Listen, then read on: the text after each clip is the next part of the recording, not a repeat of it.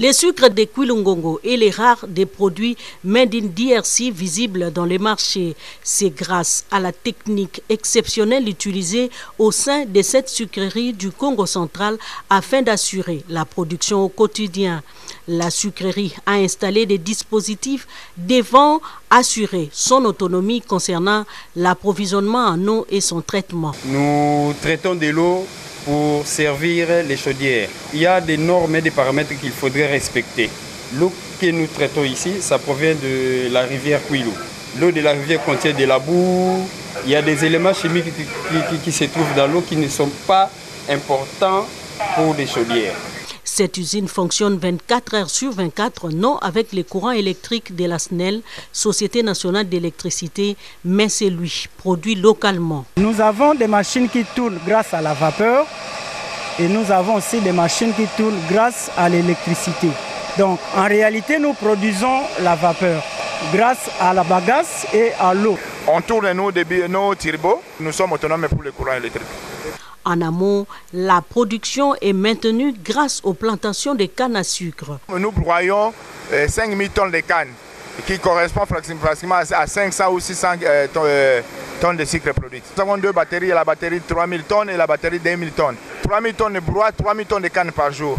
2000 tonnes de broie, 2000 tonnes de cannes par jour. Perfectionné, et puis il y a moyen d'atteindre 5000 tonnes ou un peu plus, même 6000 tonnes si possible. Nous avons 3 équipements de broyage qui sont les coupes-cannes. Nous avons les coupes-cannes ébaucheurs qui commencent l'action de broyer la canne. Nous avons les coupes-cannes finisseurs qui terminent l'action commencée par l'ébaucheur. Et nous avons les shredders qui terminent l'action de broyage.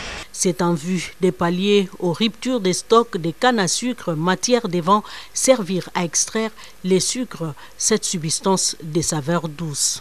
Le sucre se fabrique comment? On brûle la canne, on coupe et on nous amène à l'usine. On doit peser pour savoir combien de kilos de canne qu'on a fait entrer, on a fait sortir combien de sucre. C'est pour le rendement. Nous avons pratiquement 5 étapes de sucre à fabrication. La première étape, c'est ce que nous appelons extraction de la canne. On extrait le jus qui est dans la canne par presse, donc on morcelle la canne et puis on prend le jus. La deuxième étape, c'est celle que nous avons appelée épuration. L'épuration, cela veut dire quoi? On va essayer d'enlever les impuretés qui se trouvent dans le mélange et rester qu'avec le jus qui contient pour le moment de l'eau et du sucre. La troisième étape s'appelle l'évaporation. On va évaporer de l'eau pour concentrer le jus, pour trouver le sirop. La quatrième étape, c'est celle que nous avons appelée la cristallisation permanente, c'est-à-dire on fait apparaître les cristaux, le sucre qui s'appelle saccharose. Cinquième étape, c'est le serrage. Donc on va séparer la masse cuite qui contient les cristaux et les ougomères qui l'accompagnent. Et l'étape qui suit, c'est le séchage. On va sécher les cristaux du sucre A et puis on les met dans le sac et voilà comme ça qu'on travaille. Avec la production de plus de 5000 tonnes par jour, la sucrière de Kwilungongo, qui emploie près de 4000 travailleurs vieilles de 98 ans, a besoin de l'appui considérable du gouvernement afin d'augmenter sa production pour servir un bon nombre de Congolais.